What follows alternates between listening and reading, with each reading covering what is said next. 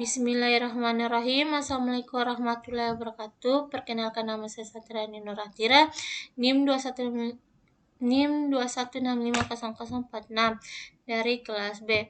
Baik, di sini saya akan menjelaskan merincikan jenis kejahatan siber seperti Undang-Undang ITE dan KUHP-nya. Yang pertama, kasus pencurian identitas. Pencurian identitas diatur dalam Undang-Undang Informasi dan Transaksi Elektronik. Undang-Undang ITE di Indonesia pasal yang mengaturnya adalah pasal 30 ayat 1 Undang-Undang ITE. Bunyi selengkapnya pasal 30 ayat 1 Undang-Undang ITE adalah sebagai berikut. Menyatakan bahwa setiap orang dengan sengaja dan tanpa hak penyebarkan informasi elektronik dan atau dokumen elektronik yang memiliki muatan penghinaan atau pencemaran nama baik. Pasal-pasal mengatur tindak pidana pencurian identitas dalam Kitab Undang-Undang Hukum Pidana KUHP di Indonesia melibatkan pasal-pasal yang berkaitan dengan penipuan dan pemalsuan. Salah satu pasal yang relevan adalah pasal 378 KUHP yang menyebutkan tentang penipuan. Selain itu, pasal 362 KUHP juga dapat terkait dengan tindak pidana pemalsuan identitas. Bunyi selengkap pasal 362 KUHP adalah sebagai berikut. Barang siapa memaksa orang lain untuk menyerahkan sesuatu kepadanya atau orang lain, atau supaya berbuat sesuatu yang merugikan dirinya atau orang lain dengan memakai tipu muslihat, baik dengan memakai nama palsu atau dengan tidak memberitahukan dirinya, atau dengan berpura-pura menjadi orang lain, atau dengan perusahaan akan menimbulkan kesan bahwa orang itu mempunyai kuasa atau wewenang yang sebenarnya tidak ada, atau yang sebenarnya tidak demikian diancam karena penipuan dan dengan pidana penjara paling lama 4 tahun. Kedua, kasus phishing. Sebagai ringkasan Undang-Undang Nomor 11 Tahun 2008 tentang Informasi dan Transaksi Elektronik, Undang-Undang ITE di Indonesia mencangkup ketentuan hukum terkait penggunaan informasi dan transaksi elektronik. Beberapa pokok-pokok regulasi yang tergantung di dalam melibatkan aspek keamanan elektronik, perlindungan konsumen serta sanksi hukum terhadap tindakan yang melanggar aturan dalam penggunaan teknologi informasi. Undang-Undang ITE ini bertujuan untuk menciptakan kerangka hukum yang mendukung perkembangan dan pemanfaat teknologi informasi secara positif, sekaligus melindungi masyarakat dari potensi risiko dan penyalahgunaan. KUHP atau Kitab Undang-Undang Hukum Pidana adalah suatu peraturan hukum Indonesia yang diatur tindak pidana dan sanksi hukumnya. KUHP mengandung berbagai ketentuan terkait kejahatan, pelanggaran, serta prosedur hukum yang harus diikuti dalam penanganan perkara pidana. Bunyi selengkap pasal 11 Undang-Undang TI sebagai berikut. Mengingat panjangnya Kitab Undang-Undang Hukum Pidana KUHP, saya tidak dapat menyampaikan seluruh bunyi KUHP dalam satu pesan. Apakah ada pasal tertentu atau topik khusus yang ingin Anda ketahui lebih lanjut? Yang ketiga, kasus malware. Pasal 34 Undang-Undang TI yang digunakan untuk perbuatan menyalahgunakan perangkat keras atau perangkat lunak. Pasal 34 Undang-Undang TI berbunyi setiap orang dengan sebagai dan tanpa hak atau melawan hukum membuat, menggandakan, penyebar luaskan, mentransmisikan, mengimpor, mengekspor, menawarkan, memiliki atau menyediakan akses perangkat keras, perangkat lunak atau data elektronik dan atau dokumen elektronik yang memiliki tujuan supaya perangkat keras, perangkat lunak atau elektronik tidak dapat digunakan sebagai mestinya atau supaya dapat digunakan secara melanggar hak atas kekayaan intelektual atau hak kepemilikan yang sah. Pasal 34 Undang-Undang ITE adalah ketentuan hukum yang terkait dengan dunia teknologi informasi dan transaksi elektronik. Jika Anda mencari informasi tentang kitab undang-undang hukum pidana KUHP yang berkaitan dengan kejahatan tertentu, harap berikan informasi lebih lanjut agar saya dapat memberikan jawaban yang lebih spesifik.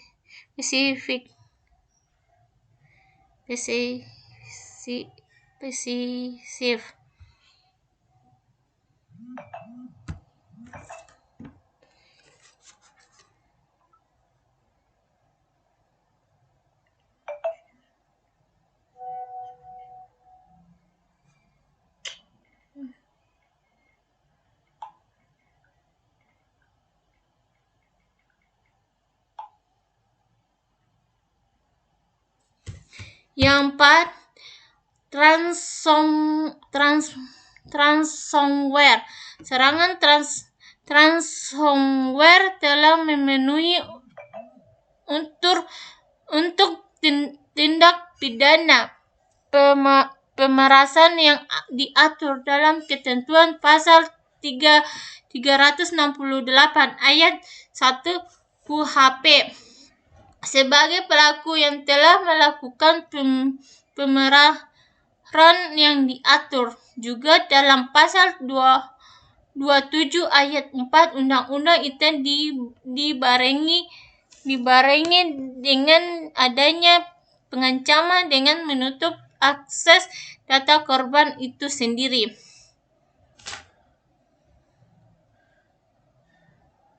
Bunyi selengkap pasal 27 ayat 4 Undang-Undang ITE sebagai berikut.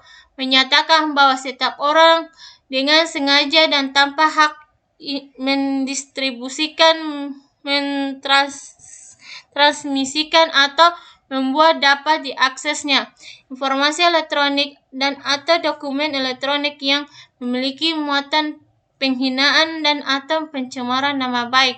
Pasal 368 ayat 1 Kitab Undang-Undang Hukum Pidana KUHP menyatakan bahwa barang siapa dengan kekerasan atau ancaman kekerasan merabas barang sesuatu daripada orang dengan maksud untuk mencapai maksud jahat pidana karena pemerasan dengan pidana penjara paling lama 9 tahun. Kasus DDoS. Serangan umum undang-undang di Indonesia tidak secara spesifik mengatasi serangan DDoS, Distributed Denial of Service, secara langsung, namun serangan DDoS yang merugikan orang lain dapat diperlakukan sebagai pelanggaran hukum di bawah ketentuan yang terkait dengan akses ilegal, penggunaan sistem komputer secara melawan hukum, atau pelanggaran terhadap keamanan data. Tentunya hukum yang berlaku dapat mengalami perubahan, dan jika ada perkembangan hukum terkait serangan DDoS setelah pengetahuan terakhir, pada Januari 2022, sebaiknya merujuk pada perkembangan hukum yang lebih baru atau konsultasi dengan ahli hukum terkait dengan menerobos sistem keamanan komputer milik orang lain secara paksa. Dapat dikaitkan dengan pasal 167 ayat 1 KUHP yang terbunyi 1. Barang siapa memaksa masuk ke dalam rumah, ruangan, atau pengkarangan tertutup yang dipakai orang lain dengan melawan hukum atau berada di situ dengan melawan hukum dan atas permintaan yang berhak atau suruhannya tidak pergi dengan segera, diancam dengan pidana penjara paling lama 9 bulan atau pidana denda paling banyak 4.500.000. 6. Kasus pencurian kekayaan intelektual. Pencurian kekayaan intelektual dapat diatur oleh Undang-Undang ITE, Informasi dan Transaksi Elektronik. Di Indonesia, salah satu pasal yang relevan adalah Pasal 28 Undang-Undang ITE yang menyebutkan bunyi selengkap Pasal 28 Undang-Undang ITE sebagai berikut.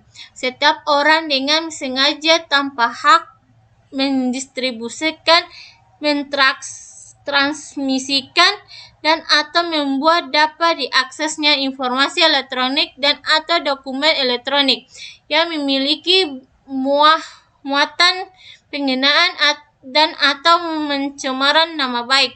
Dalam konteks KUHP, Kitab Undang-Undang Hukum Pidana di Indonesia, kekayaan intelektual tidak secara spesifik diatur sebagai suatu tindak pidana, namun beberapa tindak pidana terkait seperti pemalsuan dokumen, pencurian, atau penggelapan barang dapat mencangkup aspek-aspek tertentu dari kekayaan intelektual.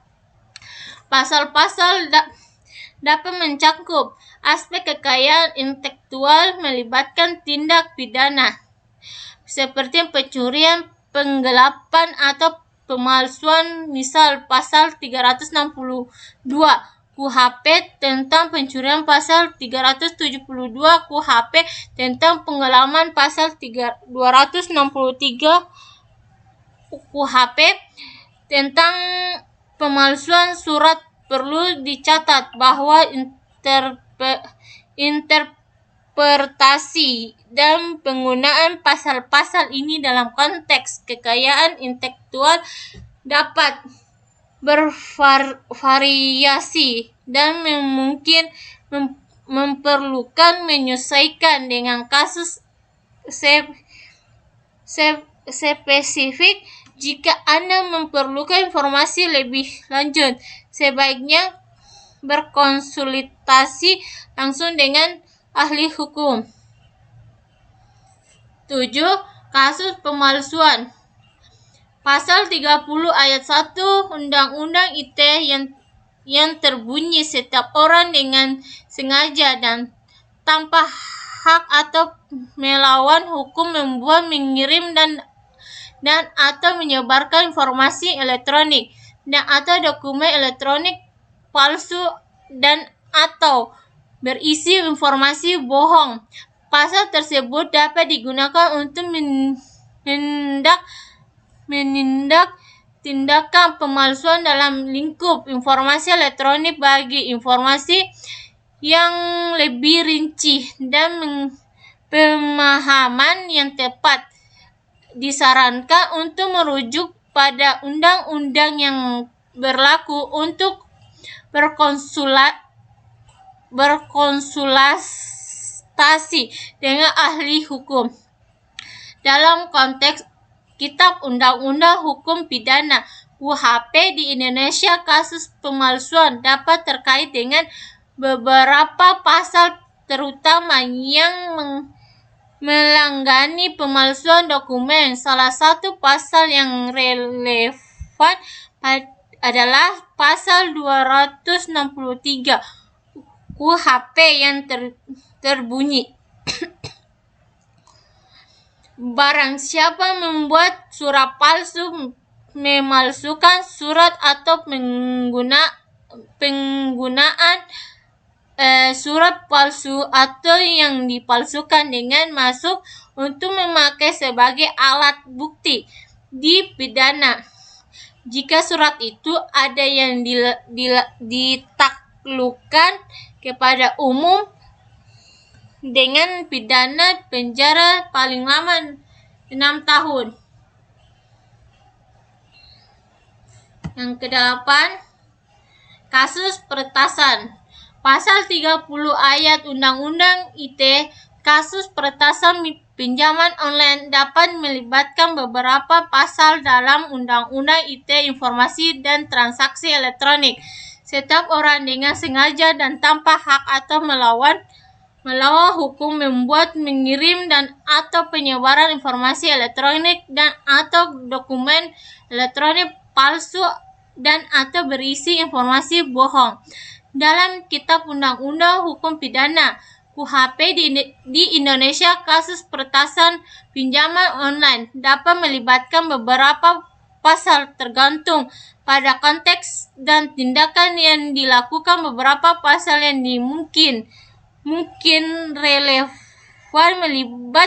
meliputi pasal 362 KUHP tentang pencurian. Barang siapa dengan maksud untuk mengambil sesuatu barang milik orang lain dengan melawan hukum pidana karena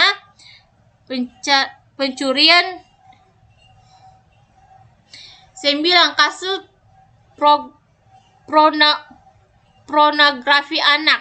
Dalam konteks Undang-Undang Informasi dari Transaksi Elektronik Undang-Undang ITE di Indonesia, kasus pornografi anak diatur oleh pasal 35 dan pasal 36 Undang-Undang ITE. Pasal 35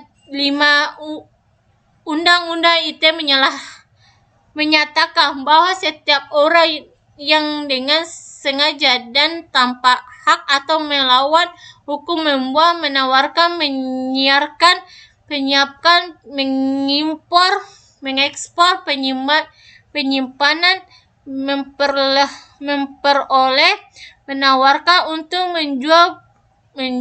menjual atau menyewakan materi pornografi anak, dapat dikenakan pidana penjara paling singkat 6 tahun dan paling lama 15 tahun serta denda paling sedikit 2.500.000 dan paling lama yang banyak 5 juta. Dalam konteks Kitab Undang-Undang Hukum Pidana KUHP di Indonesia, kasus pornografi anak dapat melibatkan beberapa pasal terutama yang terkait dengan perlindungan anak dan kejahatan terhadap kesusilaan. Pasal 81 Undang-Undang Nomor 17 Tahun 2016 tentang perlindungan anak, setiap orang yang dengan sengaja membuat, memiliki, penyimpanan, menggandakan, menyiarkan atau menyebarkan pornografi anak dipidana dengan pidana penjara paling lama 15 tahun dan atau pidana denda yang paling banyak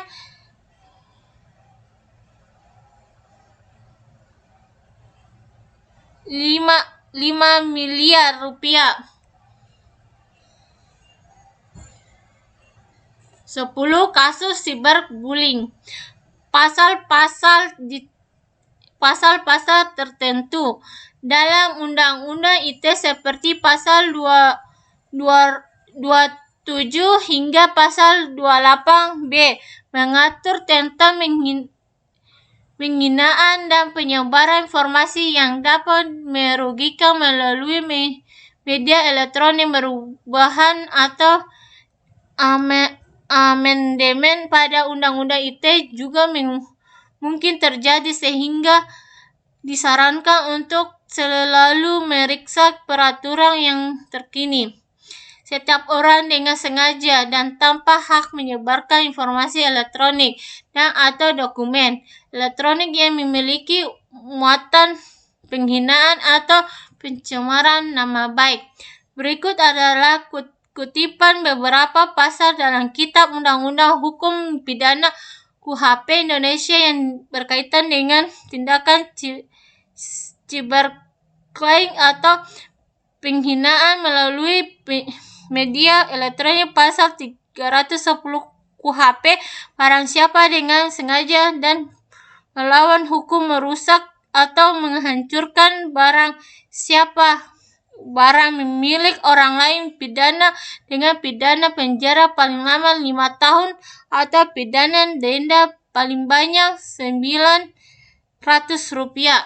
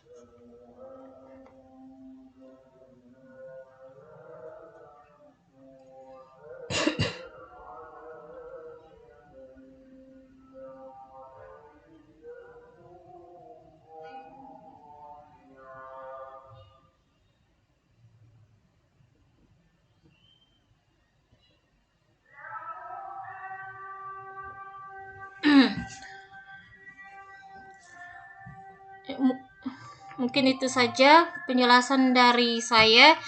Jika ada salah kata mohon dimaafkan. Saya ucapkan terima kasih. Wa taufiq hidayah. Assalamualaikum warahmatullahi wabarakatuh.